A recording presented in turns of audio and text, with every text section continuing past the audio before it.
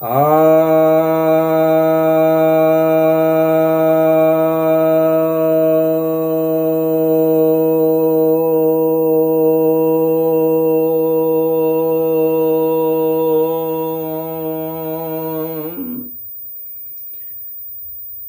भक्तजनों को सप्रेम नमन। भक्तों, एक जिज्ञासा आई है कि कई रोग यह बतलाया जाता है कि वे जन्म से ही होते हैं। जन्म से ही कई लोग विकलांग पैदा होते हैं और कई तरह के रोग जो जन्म से ही मिलते हैं। तो फिर यह कैसा अन्याय है, या यह पूर्व जन्म का फल है? और नास्तिक तो पूर्व जन्म नहीं मानते हैं। उनका तो यह कहना है कि ये प्रकृति तो बहुत क्रूर है, ये तो अराजक कारण से किसी को विकलांग पैदा कर सकती है, किसी को रोगी पैदा कर सकती है, किसी को जन्मते ही मार सकती है। तो इससे पूर्व जन्म या उसके कर्म सिद्ध नहीं होते हैं। तो यह तो एक अराजक की स्थिति है, और यह विकास भी जो होता है अराजक की स्थिति में होता है। और कितने ऐसे मत हैं, धर्म हैं जो पूर्व जन्म नहीं मानते हैं, जैसे कि इस्लाम है। तो फिर वहां पर इसकी व्याख्या कैसे हो पाएगी? और जो मानते हैं पूर्व जन्म, वे भला कहां सिद्ध कर पाते हैं? तो इस विषय में क्या मानना चाहिए और मेरी क्या विचारधारा है, मेरा क्या कहना है, यह जानने की कोशिश की गई है, यह पूछा गया है। तो पहले मैं नास्तिकों की ही बात ले लेता हूं, जो एथिस्ट हैं। यदि यह कहा जाए कि प्रकृति अराजक है, तो यह बिल्कुल ही अवैज्ञानिक हो जाएगा, क्योंकि विज्ञान के नियम बतलाते हैं कि अराजक नहीं है। अगर अराजक होता तो फिर कोई फिजिक्स का फॉर्मूला ही नहीं होता, कोई केमिस्ट्री का फॉर्मूला ही नहीं होता, कोई बायोलॉजी का फॉर्मूला ही नहीं होता, कोई सिस्टमेटाइजेशन नहीं होता। और साइंस जो है सदैव सिस्टमेटाइजेशन है। तो अराजक तो यह नहीं है। यहां जो है प्रकाश की एक निश्चित गति है, ध्वनि की एक गति है, किसी के साथ किसी का रिएक्शन का एक विशेष प्रभाव है। एक विशेष प्रेशर में, टेम्परेचर में कोई दो तत्व मिलते हैं तो एक बताते हैं, एक एसिड मिल रहा है एक अल्कली से, तो एक रिएक्शन हो रहा है जो कि प्रेडिक्टेबल है। तो जब हम अराजक कहते हैं, इसका मतलब हो गया कि वह नॉन प्रेडिक्टेबल है, यानी उसके बारे में पहले से पूर्व घोषणा नहीं की जा सकती है। लेकिन विज्ञान तो कहता है कि घोषणा की जा सकती है। किसकी स्पीड कितनी है, तारे की स्पीड कितनी है, पृथ्वी सूरज चांद जो है ये किसी गति से चल रहे हैं, तभी तो दिन रात हो रहे हैं। तो ये अराजक थोड़ी है। यह कहना कि अराजक है, यह अपने आप में ये बहुत बेतुका और अवैज्ञानिक बात है। हम उस लॉ को नहीं जानते हैं, उस सिद्धांत को नहीं जानते हैं, या हमारे पास वैसे एविडेंस नहीं है, यह तो कहा जा सकता है। लेकिन अराजक है या नहीं कहा जा सकता, बिल्कुल, क्योंकि बहुत सारे सिद्धांत उससे थ्योराइज हुए हैं, बहुत सारी थ्योरी बनी है और बिल्कुल प्रेडिक्टेबल है। तो बहुत सारी घटनाएं प्रेडिक्टेबल है, तभी तो वैज्ञानिक अनुमान लगाते हैं कि अभी जो है ये घटना घट जाएगी, ये अमावस्या हो जाएगा तो पूर्णिमा हो जाएगा, तो ये आखिर प्रेडिक्टेबल है और वैसे समय में घटता है। तो कैसे कहेंगे? फ्यूजन रिएक्शन होगा तो इतना कैलोरी एनर्जी निकलेगी, ये प्रेडिक्टेबल है, अराजक नहीं है।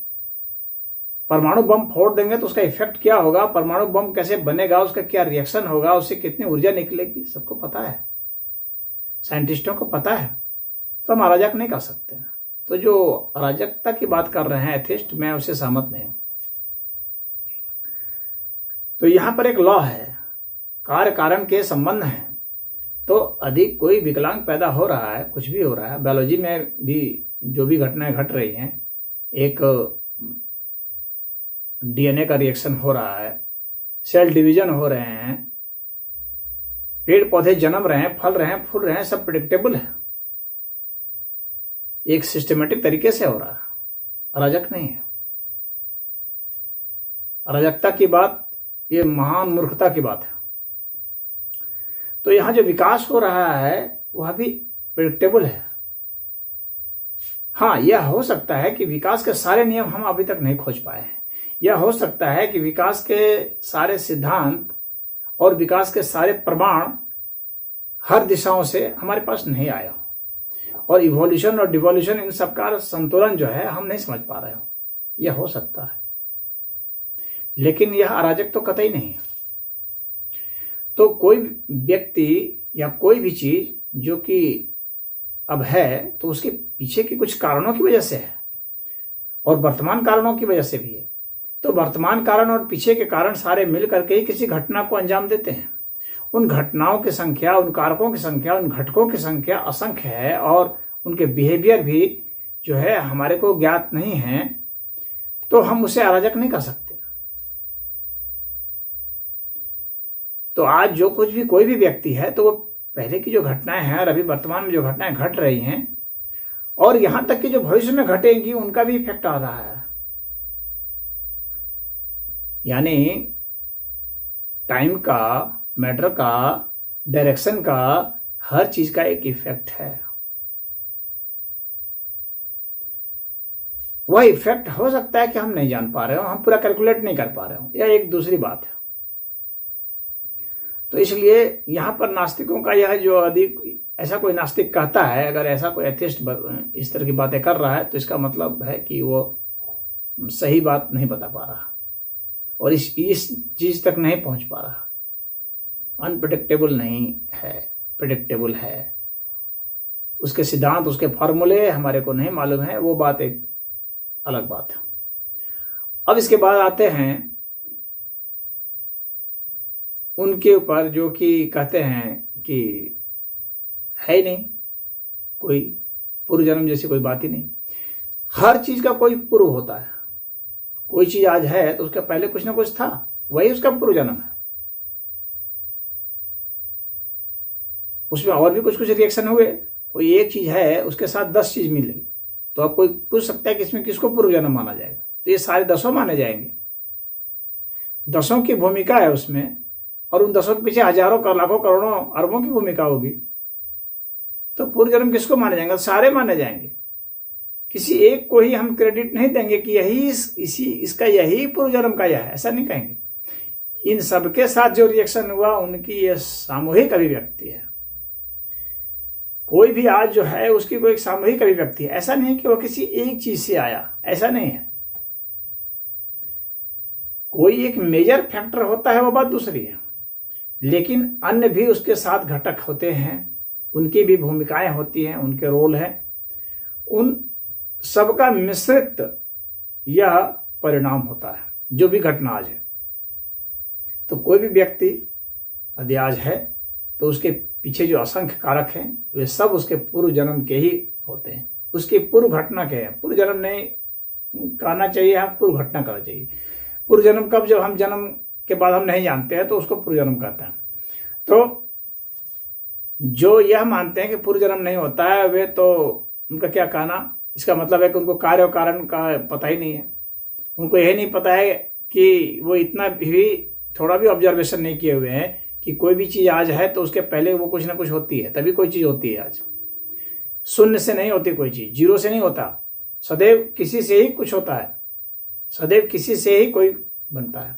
तो जो मेजर प्रिकर्सर होता है, जैसे मान लीजिए कि बीज है, वह बीज है, उस बीज से वृक्ष बना, लेकिन उसमें भूमिका है भाई, हवा की भी भूमिका है, रोशनी की भूमिका है, मिट्टी की भूमिका है, पानी की भूमिका है, किसान की भूमिका है, कई तरह की भूमिकाएं हैं। मान लीजिए यहाँ किसान नहीं भी हैं, तो इसी तरह से पड़ा हुआ है, जीव जंतु की भूमिका है, सभी की भूमिका होती है जिससे वो होता है। लेकिन उसका जो मेजर है उस पौधे का, वो तो बीज ही माना जाएगा।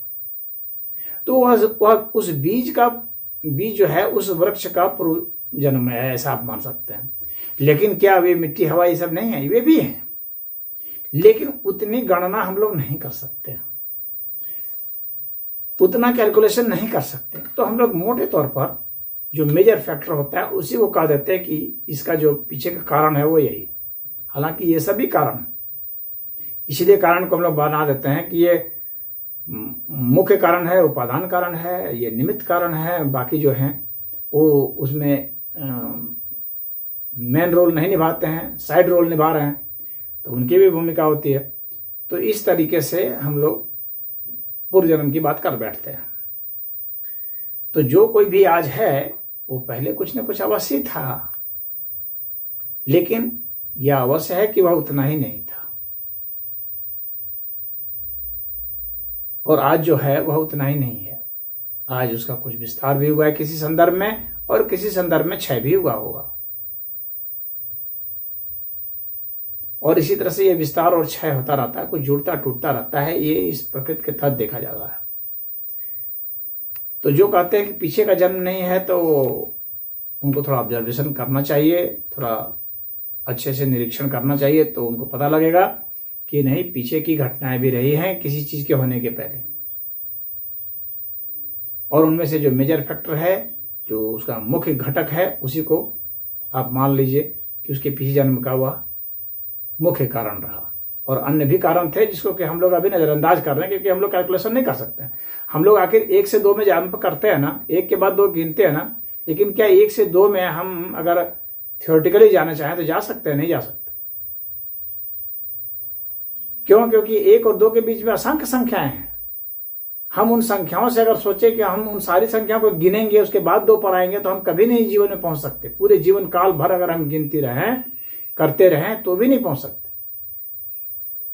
तो हम उसको छोड़ देते हैं, क्योंकि वो स्किपेबल है, हमारे लिए उतना व्यवहारिक नहीं है, उसको भी छोड़ देते हैं, और 1 से हम जंप कर जाते हैं 2 पर। नहीं तो 1.1, 1.14, 1.13, इस तरह से हम अगर गिनते जाते जाएंगे 1.17, 1.88, तब ये सारा पूरा होगा, तब हम 2 आएगा, तो सारा कभी पूरा ही नहीं होगा। चाहे हम खरबों बरस गिनते रह जाएंगे, कोई दुनिया का कैलकुलेटर, कोई मशीन, कोई कंप्यूटर नहीं है जो कि पूरा गिन दे 1 से 2 की गिनती।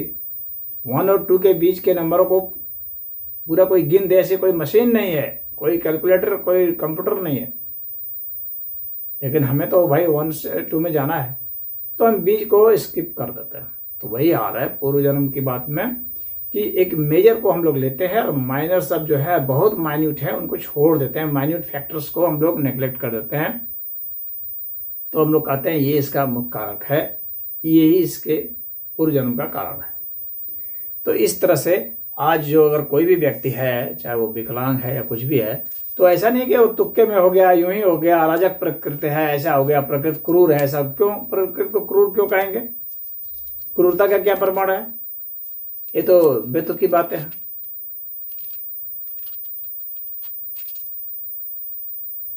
कोई भी जो घटना घट रही है उसके पीछे उसके प्रिकर्सर्स रहे हैं, उसके पीछे उसके घटक रहे हैं, कारण रहे हैं, तो ही वो है। और उसके पीछे जो भी कारण रहे हैं, हम सारे कारणों को नहीं जानते हों, वह बात दिगर है।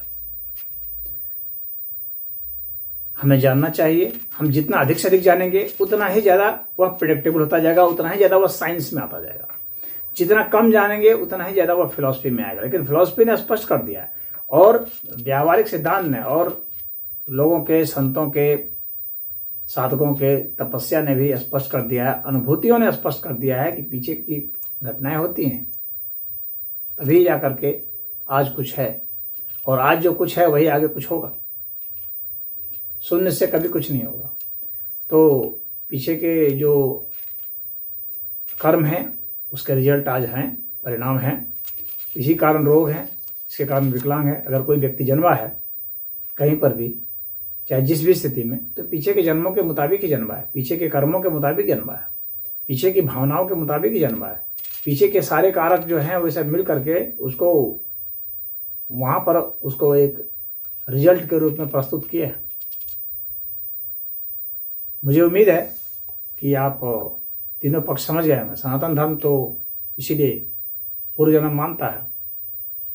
और सनातन धर्म के और भी जो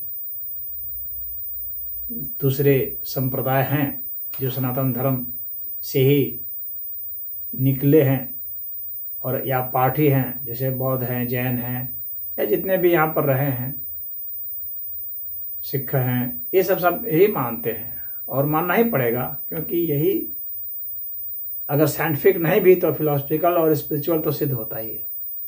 और साइंटिफिक इस अर्थ में तो अवश्य ही है कि शून्य से कुछ नहीं होता, सदैव कुछ से ही कुछ होता है। यह तो साइंटिफिक है, यह प्रेडिक्टेबल है, इसमें कोई अपवाद नहीं है। कोई भी ऐसी चीज को नहीं उत्पन्न कर सकता जो कि कभी नहीं था। ऐसा कुछ नहीं हो सकता जो कभी था ही नहीं और आ गया, शून्य से आ गया, ऐसा कभी नहीं होता है। सदैव कुछ से ही कुछ आता है। तो अगर हम आए हैं तो जाहिर सी बात है कि हमारा पीछे भी कुछ न कुछ इतिहास रहा है, कुछ न कुछ बैकग्राउंड रहा है, कभी न कभी हम पहले थे। तो यह तो साइंटिफिक भी है। कैसे थे इस विषय पर बहस हो सकती है, लेकिन हम थे इस विषय पर कोई बहस नहीं हो सकती है। तो इसमें इतना ही। ओम।